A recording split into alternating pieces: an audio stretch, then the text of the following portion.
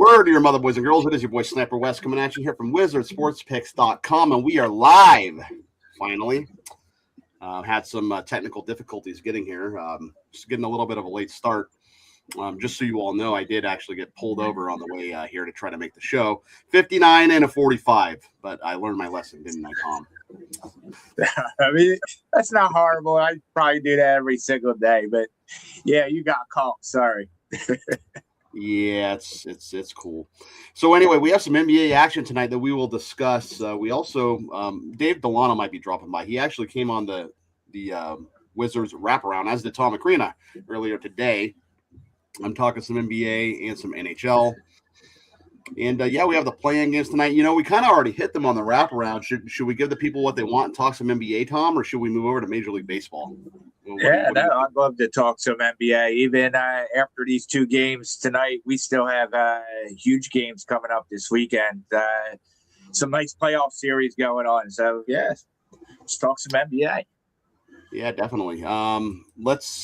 We already hit the games tonight on the wraparound this morning. Let's take a look at some of the matchups coming up here on Saturday. So obviously we have Toronto and Cleveland. It should be a pretty interesting series here. So Toronto obviously 46 and 36, Cleveland 52 and 30 on the season.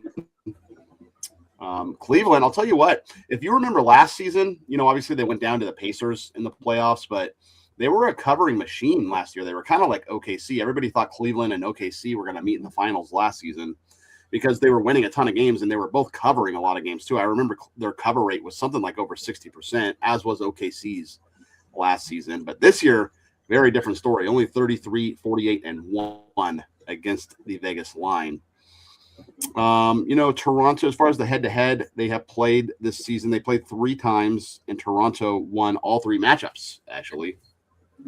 So, you know, not to bring the big R word in. I know you and Dave don't really look at revenge. I kind of do. But in the playoffs, I don't really look at revenge. I just figure both teams are 100% motivated. But so in the playoffs, I don't really care what they did in the regular season against each other, really. The whole tanking thing, guys taking off for load management and whatnot. Sometimes you're not getting healthy teams on either side. Sometimes it's both sides. Nobody's playing. Yeah, no, 100%. Yeah, David Delano is here, ladies and gentlemen. Dave, we're kind of breaking down the Toronto Raptors and Cleveland Cavaliers series here. I was telling Tom that Cleveland was not a covering machine this year like they were last year. Cleveland was 33, 48, and 1 against the number this season. I remember last year they were covering machines, but, you know, Cleveland was 27 at 14 at home. We have a line, Cleveland minus 8.5, so they're laying a lot of wood here against Toronto, at least in game 1. But Toronto did win all 3 head-to-heads against Cleveland this year, for what it's worth. Obviously, going back, there might have been some injury issues, and obviously maybe James Harden was not, you know, part of the Cavaliers for at least, yeah, it was October, November, and then, October, November, and November. Wow, so they didn't even play each other in 2026. It was October 26. November 25, and then again in November 25. So that was a long time ago. It was a very that's what I'm saying. Yeah, Dave, you have any thoughts on Toronto and Cleveland on the series? Just anything jump out at you? Yeah, sometimes in these NBA playoffs, sometimes I'm hesitant with the game ones, and if I do take game 1, I think that you need a little bit of a plan here. So I don't think that the Cavs, you know, were pretty strong, and especially at home in the playoffs last year, but could they cover in both games? I find it hard to think that they're going to win both games at home by double digits. And then even if they do, once they get to Toronto, I think that within the first 3 games, the Raptors will probably steal one. So it's almost, do you want to maybe sit this one off and jump on the next one? Or sometimes I like to back the desperate teams. Like if Cleveland somehow was to be upset, I'd be ready to jump on them.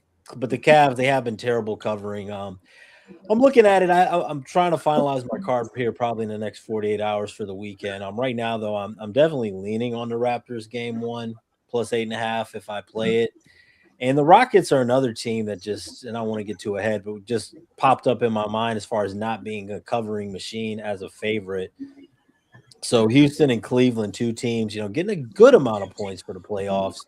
I kind of lean dog in those, and we'll probably get into the other ones. I don't want to jump too ahead. Yeah, as it relates to the total between these two teams, so the total sits at 219 here on Saturday. It's the first game on Saturday, by the way. It's at it's early. 1 p.m. on Prime. Yeah, 1 p.m. Eastern Standard Time on Prime. But the total sits at 218 and a half, 219 at some books. And for what it's worth, Toronto was an under machine this year, 33 and 49 to the under. Cleveland a wash, 41 and 41 as it relates to the totals. Moving on to the next game, which will be Minnesota and Denver. At least the next game that's on the schedule so far, right? So this will be at 3:30 p.m. Eastern Standard Time on Saturday. We got the Timberwolves at the Nuggets. Minnesota 49 and 33. Denver 54 and 28. Minnesota was not a very good covering team. Denver was. They were 44 and 38 against the number. I mean, I would guess that's okay. But Denver was an over machine. I think Delano, you and I were talking about that earlier in the year. Yeah. 52 and 30 to the over. A lot of overs for the Denver Nuggets. So we're sitting at 232 with this game. Line of 6.5. Tom, you have any thoughts on maybe not necessarily this game, but just the series in whole, or maybe you do have some just the series in general. I see a lot of love for Minnesota, actually, and it seems like we see this matchup every playoffs. Denver Nuggets versus Minnesota. But as you were saying, this Denver team's an over team. Not only that, they're the number one offensive team in the league.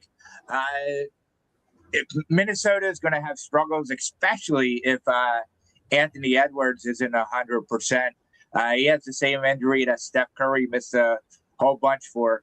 So we'll see how he plays. But, I think matchup-wise that Denver's a better team here. I don't think that Minnesota's offense is going to be able to keep up with Denver. I actually think Denver gets to at least the Western Conference Finals. Yeah, Minnesota's banged up too. I mean, obviously most of these guys are probably going to play, I would think, but they're all day to day, just with, calf injuries, knee injuries. Like Julius Randle has a hand issue. Gobert, well, he was resting his last game. Anthony Edwards, a little bit of a knee issue. So they're banged up. I mean, they're probably all going to play, but they're definitely not 100% healthy. But then again, who is at this time it was the same thing with the Suns game last night. They had a bunch of guys that were probable, but they were listed on the injury list, and everybody didn't look 100%. Dylan Brooks and Devin Booker. As far as the head-to-head, so looking at what happened this year, they played each other 4 times, and Denver won the first 3. Minnesota won the last meeting on March 1st. Dave, any thoughts on this series, or maybe game 1 in particular? Yeah, so this is one here that I'm not into chasing, but in the first 2 games of the series, I don't think that this is a bad strategy. Denver might cover in both of these games. They're definitely going to cover in one of these games. I don't see the Timberwolves covering both. So this could be a spot where, be responsible with it, but maybe if I put like 1% of my bankroll on Denver in game 1, if they don't, maybe I double up in game 2 just for that situation, because I think Denver is going to blow them out in at least one of these games.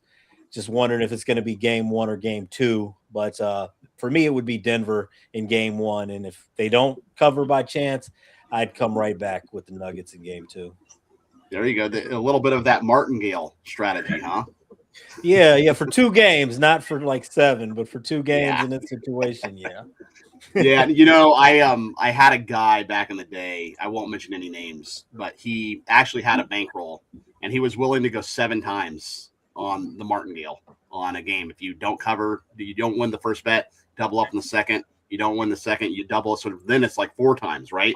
And then the fourth bet is 8 times, and the 5th bet is 16 times. So he wanted to keep going and going, and it didn't last very long. Let's just say. Well, the problem with it sounds like a good strategy, but when you're betting that much, I mean, it's really 7 times. If you lose 5 or 7 times at all, like you can do it for 3 years, at some point it's going to happen. I know people probably listen like, how are you going to lose 7 in a row? No, it could definitely happen. And if it basically happens at one time in your whole betting career, you're wiped out. So, and it gets harder Yeah. to make those picks. Once you get to the fourth one, though, and you know it's 8 times, it gets a lot harder to make that play when you know it's basically 8 times that you're favored. And a lot harder to lay the juice too, especially if you're like a baseball game and you got to lay 130 on the 7th game. You know, it's not a very hard strategy. That's another great point, right? Because you're on the 4th one, so you're like, okay, maybe I should take Dodgers minus 200 because you're nervous. But well, now you're 16 times. You know? Yeah, exactly. That's the martingale strategy, ladies and gentlemen. If you want to know what that is, I highly recommend you maybe just Google it or YouTube it and check it out. I would not recommend really doing it. Some people have been successful doing it, but probably would not recommend it. To responsible. It's used in a lot of gambling circles. And if you do, you got to start off at a really low amount. I mean, it sounds great, but those numbers, hey, like you said, just 3, 4 in a row, those numbers jump up quick. And also books, they have limits too. So your pockets have limits, those books have limits. You lose too many, the limit could be there, and you can't even get enough action down. So you get to the 4th game and then they cut you off. One of the reasons we know, and to tell people, because we've made like every mistake. I think everybody's thought about it at some point. I've tried it before with mounts, and I know that it's long term. It sounds better than it is. Yeah, definitely. Well, moving right along, we get to the Atlanta Hawks and the New York Knicks. This game will be Saturday at 6 p.m. Eastern Standard Time. Very interesting series. Atlanta, obviously, they came down the stretch very hot. They finished, their last 10, they went 6-4. But if you look at them, I mean, I know they were on a pretty big winning streak for the last, month or maybe 6 weeks of the season. But Atlanta is getting 5.5 points here. The total is 216.5. Hawks were 46-36. New York Knicks 54-29. Atlanta was a wash in the over/under. New York was an under team, and both teams were positive against the spread this year.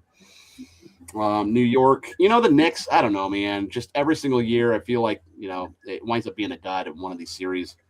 I did, going back to the play-in tournament at T-Mobile, I did go to that game when they beat the San Antonio Spurs and won the NBA Cup. You got to wonder if winning the NBA Cup is enough for Spike Lee and company this year.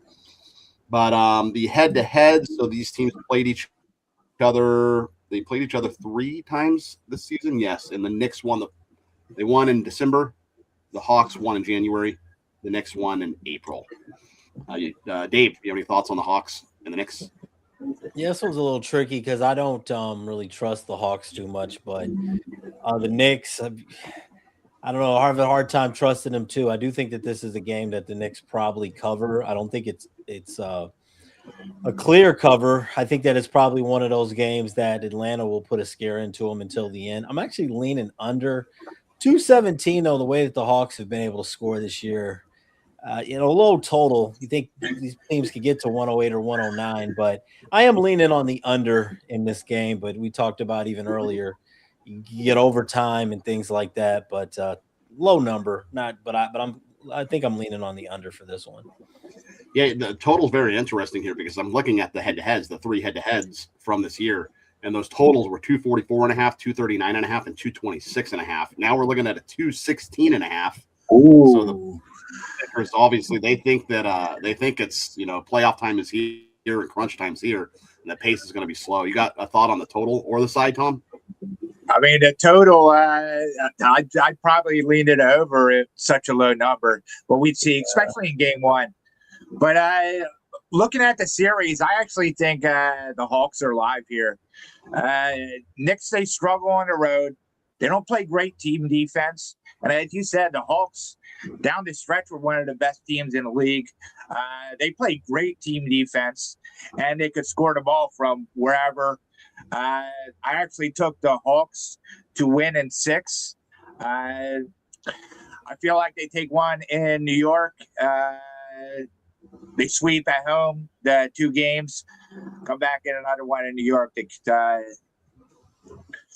One thing just to add there, Tom, you made a good point with the Knicks struggling on the road so much. In those first 2 games at home, all the pressure's on the Knicks, right? So that New York crowd, if the Hawks steal a game or it starts to get tight or ugly, the Knicks fall behind, that crowd can turn on them and it can get real tense. And after hearing Wes saying what the totals were earlier, that's one thing people have to look at. It's one thing to say this team goes under a lot, but man, after hearing that, giving up about 20 to 27 points, I don't know. That's a little scary. Yeah. To go with an that's under. quite a drop off. I mean, literally. Yeah. No, literally in December, right after Christmas. The Hornets game last night was the same way. They were averaging like 246 points. Obviously, if it didn't go to overtime, it would have stayed under. But I mean, these teams were averaging a lot of points pretty much all season, and the number was way low. I understand it's a play-in game; it's different than the first round of playoffs. But you kind of have to look at that kind of stuff because the public thinks we're seeing low-scoring games, and books are going to put the numbers low. Sometimes they get too low, and you have to. Yeah, I said that with the Phoenix game too. How low is too low? You got to watch these numbers. They combined for 213. Don't play defense. Oh, I'm sorry, Tom. I was just going to say they combined for 213 the last time they played about a week ago. So that was in March. Yeah. This is the number 6 seed. The Hawks are the 6th seed, and the Hawks are the 6th seed here, and the Knicks are the number 3 seed, which brings up another good point actually to discuss is what their seed numbers are. I'm kind of the guy that thinks that any given team can win on any given night. Obviously, you're going to take a look at the point spread and take that into consideration. But I think people can get themselves in trouble, even in the NCAA bracket. Like, a number 5 seed is playing a number 12 seed. Oh, well, obviously the number 5 seed is going to win because they're a way better team, right? I mean, you get the point spread, and it's kind of like anything can happen. But I think the worst thing that if you're betting these games that you can do is to look at the seeding. It's like, who cares about the seeding? Just like look at the matchups, look at the last head-to-heads, look at the last 10 games. I think the seeding is really irrelevant. You guys feel the same way? I kind of feel like in the NBA playoffs, it kind of matters because there's a tier level of teams. Like we don't expect any of these play-in teams to do anything against the Celtics or the Pistons, but everybody's down on the Pistons. I mean, I feel like there's only 4 teams that could win the championship this season, and everybody else is many tiers lower. So the higher seed is the 1 seed in the East, and then the top 3 in the West, and then everybody else is on a different level lower. Yeah, I think the Thunder, the Spurs, the Nuggets, maybe the Pistons, maybe the Celtics. So maybe a 5. I think it's just the Celtics. And the Celtics have such an easy path to get there. Yeah. No, you're right. I mean, being in the East too, it's, at least you can get there. And once you get there, you have a chance. So moving right along, we'll go on to Houston and LA, the Houston Rockets and Los Angeles Lakers. The Lakers are banged up. And any word I haven't even heard, is Luka have any chance of playing, or is he? It says he's out. Yeah, he's out. He's supposed to be back in the United States on Friday. I doubt he plays. Maybe they get lucky because these are 7-game series, so we see him maybe game 6 or 7. But I don't know that it gets that far. Yeah, I mean, Austin Reeves out for the year too. But as far as Houston and as far as the records and everything, let me take a look here. So Houston was 52-30, Lakers 53-29. Lakers had a great year. Just unfortunately, the injury bug hit them at the wrong time. But Houston was a terrible covering team. Lakers a decent covering team. Nothing really going on with the over-unders. They were both pretty much a wash. The head-to-heads this season, the Lakers won the previous 2. The Rockets won back in December on Christmas. That was a Christmas game. Yeah. And then the Lakers won actually it was a back-to-back. It was March 16th and 18th. The Lakers won both of those in Houston, if you remember those games. So we're looking at 207.5 here. So talk about a drop-off from the total. So this is 207.5. The 3 games they played this year were 231.5, 223.5, and 222.5. Obviously, no Luka and no Austin Reeves has a lot to do with that total dropping off. We're talking about a 20, 25-point drop off on the total. That's pretty crazy. The line is 5. It's probably, I wonder if we have, what do we have at Caesars? 5.5 at Caesars. FanDuel 5.5. It's 5.5 most places. So 5.5 at 207.5. I probably have to lean under, to be honest with you. With the 207.5, the bookies are just telling you that it's going to be a low scoring game. What do you think, Dave? Yeah, I think it's going to be a ugly, low scoring game too. But I have a hard time. This really is a game that the Rockets should win and cover. But I'm actually leaning Lakers in this one. Houston's been a little tricky in games, especially late. They've been one of those teams. Sometimes they've fallen behind and they can catch back up. They've also blown some big leads, and their offense. It's going to be a lot on Kevin Durant. Because they focus a lot on the defense and the offensive rebounding, but their offense really stagnant at times, or sometimes they're giving the ball to Şengün, giving the ball to Durant to get a bucket, some tough shots, and Jabari Smith Jr. Been inconsistent at times. Reed Shepherd has come on, but this is going to be his first time seeing meaningful minutes in the playoffs. And Amin Thompson, I love watching Amin Thompson play, but if they drop off of him a little bit, he's not able to shoot from the outside. So I think that this is going to be one of the games where I'm most interested in seeing the coaching adjustments from JJ Redick and also from Ime Udoka. And I don't know, some of the things Udoka's been doing a little bit questionable. I think that coaching is going to make the difference in this one. I do think it's going to be a low scoring game that goes under. The second game these teams played they only combined for 192. So kind of leaning under and also leaning Lakers, because if it's a low scoring game, hard to take for a team to win by more than 6. Yep, definitely true. For as bad as the Lakers have been defensively, because they've caught in a bad rap all year. JJ Redick saying that they've actually been good since Luka went down. Their defense has been pretty strong. Yeah, well, I was going to say they're number 12 in the NBA. As far as points per game allowed. And that's, you're in the upper echelon of the league. That's not bad at all. The Rockets give up more points. It's only one more point per game, but the Rockets give up, 115. The Lakers give up 114. But that's neither here nor there. I just feel a low scoring game. What do you think, Tom? Game wise, I don't know. But yeah, it kind of sucks that Luka is out of this one. Houston has not been impressive. I guess they lucked out by getting an injured LA in the first round. I guess LA kind of lucked out that they're getting a home game to start off this series. But I think we'll have a big LeBron game, either game 1 or 2. Then all of a sudden we go back to Houston, and I think Houston's defense is just going to smother this team. I think it's going to be a short series. 4-1 Rockets. Yeah, I don't even think there's going to be enough time for Luka to come back. That's how short this series is going to be. Yep, I am feeling the gentleman's sweep as well, as they call it. So we look ahead to Sunday. We only have one matchup on Sunday. Obviously, we're waiting to see what happens with the plans, but we do have the Portland Trailblazers and San Antonio Spurs penciled in on Sunday. They are penciled in. Actually, this will be the last game on the docket that night, 9 p.m. Eastern Standard Time on Sunday. Portland catching 11. It's a lot of points. I get it's the Spurs, and I get they want to make a statement. That's a lot of points. Total 222.5. Spurs, man, just super impressive. So 62 and 21. See, the thing with the Spurs, and you guys know this, they were supposed to be a year away. They weren't supposed to be this good, this fast. And they kind of, they beat expectations. And they said, Wemby said, no, we're not waiting until next year. We're here now. Right. And credit to them. They've had a fantastic year.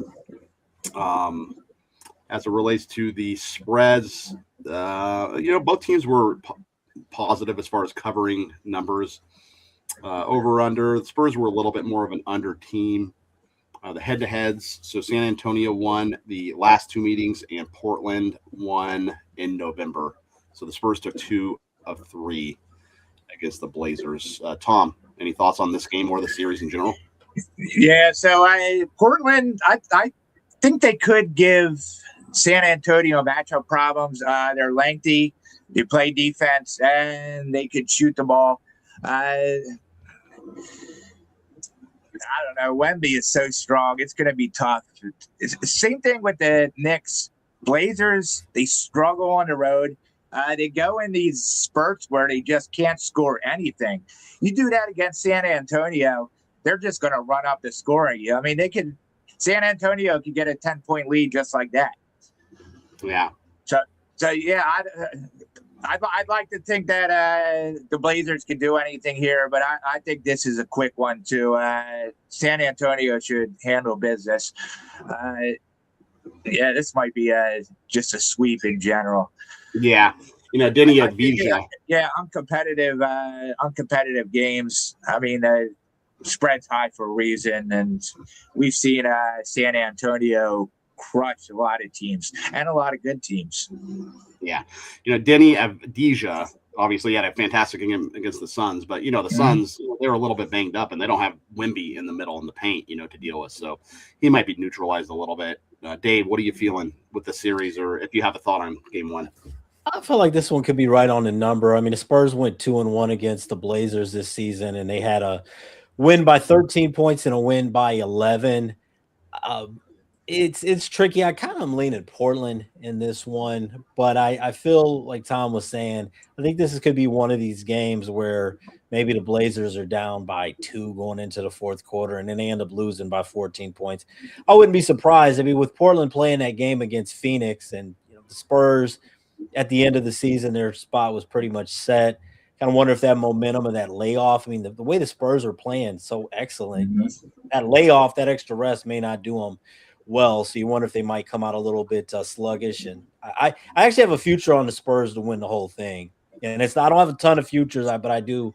That's the only NBA Finals champion future I have is the Spurs. But this first game, I think they might get out a little sluggish. If you play on the apps, I probably would go Spurs. I would go Blazers. And if you have a good offer going into the fourth quarter on the Blazers, I might cash out early. Yeah. Yeah. So taking a look now that we covered all 5 games that are already penciled in, just trying to find some value. I'm looking at the future odds. So Oklahoma City Thunder plus 115, Spurs are plus 450, Celtics plus 550, Nuggets plus 950, Cavs plus 1400, Pistons 18-1, Knicks 22-1, and then it gets a little ridiculous after that. But I don't know, Spurs at plus 450. I don't know, Dave. I kind of like that. Obviously, I don't know how much you put on that future, but you put yourself in a position to maybe hedge too down the road, depending on who they play. Tom, you like anything as far as futures go, just to win the championship? Yeah, I mean, I have a few on Denver Nuggets. I bet them a few times, and I have some on the Celtics. I think that's going to be the matchup for the finals. Like you said about the Spurs, they're supposed to be a year away. Pistons were that way last year, so I'd love to see them make the Eastern Conference Finals or so on. They're the number 1 team, and it seems like they're getting no respect at all. But yeah, it's all Denver Nuggets for me. I'm not messing around too much with any other none of these long shots or anything. Yeah, the drop off. It's pretty much Thunder, Spurs, Celtics, Nuggets, and then the Nuggets are plus 950, and then the drop off goes to plus 1400, 14-1 with the Cavs. But, obviously, Dave, you have the Spurs future already. I like that too. Like if I had to take any team right now, I would probably take the Spurs. What'd you get the Spurs at, and how long ago did you place it?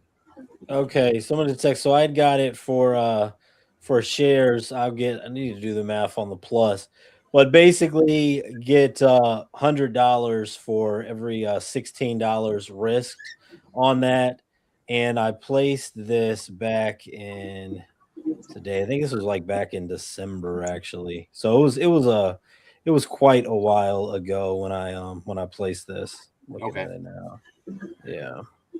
What are you guys' thoughts as far as hedging against futures and stuff like that? If the situation presents itself, I mean, obviously, it's a professional handicapper, something to consider. It's kind of a form of cashing out, right? That's a whole nother topic for a whole nother day that we can talk about. Maybe on the next show we'll talk about cashing out, because I'm firmly against cashing out unless the game is just completely lost. I think you always just ride the bet no matter what. We could talk about that another time. That's like a half-hour show right there. But Yeah, So hold on, real quick. In the NHL, I have the Canadians and I have the Flyers. Both are pretty big tickets, so I might be looking to hedge in the NHL shortly here. yeah, But I'm not much of a hedging guy, but it might be the right thing to do. yeah, Yeah, just real quick on that, what you said. I mean, I got it like I said, for every $16 you win 100. Right now, if you cash out, it's only up to basically $22 for every 100. So it hasn't changed drastically. So in this situation, they'd have to go through the Nuggets and OKC. So I don't think that the odds are going to they're going to be the underdog definitely against OKC. And part of the reason I took the Spurs is because I think they could beat OKC. So I don't think that there'd be a lot of value in cashing out early. And if they get past OKC and go to the finals, at that point, I'd probably ride it out. yeah. I would too. Yeah, I mean, I think the Western Conference is going to win the championship. Just my personal opinion. There's probably odds. There's probably odds on that, and I'm sure the West is probably something like minus 400 or something like that. I would think, just off the top of my head. Yeah. But you take a look at these long shots. I mean, the Hornets 66-1, Rockets 66-1, Lakers also 66-1. I'm surprised they're even that, and not even the Timberwolves too 66-1. That's the magic number over here at Bet Online. But they got to protect a little bit. Luka comes back. If they manage to beat the Rockets, Luka comes back. That number is gonna. Yeah, I can see the Hornets making a run too. They knock off the Pistons. I think they're gonna have a lot of momentum, and they beat up on some pretty good teams, especially when they were in that winning streak. They looked good yesterday too. I got a question, which it's kind of a silly question because none of these teams are going to win. But somebody texted me yesterday. He said that there's basically 5 teams that have never won the NBA championship that are in the playoffs. Yeah. Rank from most likely to least likely. Who's the most likely to win between the Timberwolves, the Suns, the Magic, the Clippers, and the Hornets? Why do I feel like the Suns won one though? But anyway, that's what this said: the Timberwolves, Suns, Magic, Clippers, and Hornets. Yeah, Suns got to do. I don't think they won either. The one with Charles Barkley here with Kevin Johnson. I love that team. Yeah. The Suns lost to the Bulls in that finals. The Suns also lost to Giannis too, if you remember. A couple years ago. But I mean, just according to the odds, Dave, if you're asking the question, I mean, Minnesota's, they have the best odds. So it was Minnesota, Orlando. Yeah, Minnesota, Orlando, the Clippers, the Hornets, and the Timberwolves. I think Orlando gets knocked out by the Hornets, so we could cross them out real quick. Yeah, I don't know. I don't think the Hornets can do it, but I just think the East is so weird that if they can get by the Pistons, I just can't see any of those teams in the West doing it. The Timberwolves, the Suns, and the Clippers, I just think have no chance. Yeah, that's true. So that leaves the Hornets, and then what was the other? Oh, the Hawks or the other team? No, the Hornets, the Clippers, the Magic, the Suns, and the Timberwolves. So the Magic and the Hornets are your 2 options out of it. Yeah, so you got to, I mean, according to that question, you probably have to take the Hornets there just because of the East. You bring up a great point. I mean, anything's possible, I guess. According to Kevin Garnett, anything is possible, right? All right, or was it everything is possible? I think he said anything is possible. I was trying to think, when did the Hawks win an NBA championship? I don't remember. If I had to guess, it would be early 80s, Dominique Wilkins. I just looked it up, and we got to decide if this really counts, right? It was 1958, but they were the St. Louis Hawks in 1958. So, no. Don't really. It wasn't the Atlanta Hawks. Yeah. I mean, a lot of these teams too, they used to play in the ABA, right, with that colorful ball, and then that they had the merger, right, and then the NBA and ABA merged, and so that might have been that St. Louis Hawks team might have been maybe an ABA team. I'm thinking possibly. Have the Atlanta Hawks ever been to an NBA finals? It was the 50s, so it was NBA, but I mean, 1958. I don't think the finals was. I don't think the Atlanta Hawks have ever been to an NBA finals, at least not in my lifetime. And I'm kind of a basketball savant. I don't remember, not even the 70s or 60s. I don't think. Maybe I'm wrong. No, you're right. You're right, Sniper West. They have not. Yeah. You know, the Closest poor they Magic. got was when they beat the Sixers to go to the Eastern Conference Finals about 4 or 5 years ago. Have the Timberwolves? The Timberwolves have never made a finals either. I don't Nope. think. It's a pretty good trivia question. Yeah, the Timberwolves have never been there. They've been to the Eastern Conference Finals a couple times. I think they got to the Eastern Conference Finals Or with Western, yeah. Yeah, Or 2 years the ago Western. they were in it. And They then were in it against the Nuggets. Yeah, against the Nuggets, wasn't it? Was it? Oh no, it was Dallas. Yeah, you're right. Or was it Denver too? I thought they were in the Western No, Conference because Finals. Denver won the year before, so they couldn't have knocked Denver out. So that was against. They might have made the Western Conference Finals with them. Yeah, I got you.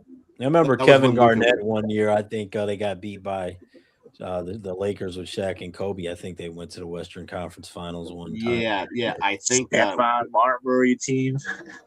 Wasn't that Troy Hudson? Was Troy Hudson the point guard for the Timberwolves back then? For some You reason, know, guys, they lost to the conference finals twice, actually. Yeah, to the Thunder and the Mavs. So they actually did make the conference finals in 2 years in a row and lost. Okay. Yeah, I guess we don't give the Timberwolves enough credit, and that's in the West too. Very, very tough conference. So.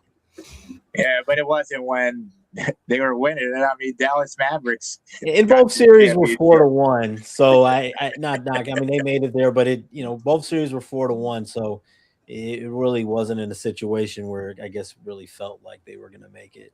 Yeah, definitely. All right, ladies and gentlemen, that was another edition of the Wizard Sports Lair. We try to do this every Wednesday evening. I might even do it. I might even have another show Thursday, maybe Friday, just because we're going to have NHL playoffs starting and just have some other handicappers get involved as well. I know Tom is going to be going to a festival this weekend. A festival.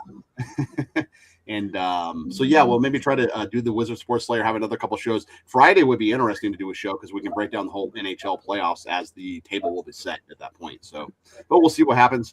But anyway, for Mr. David Delano and for Mr. Tom McCrean, thank you guys for joining us. One more thing. I let the people know. Wizard Sports Picks, go to the page. And on Wizard Sports Picks, you'll see single plays from everybody, but you can go to the top and you could go to all access passes.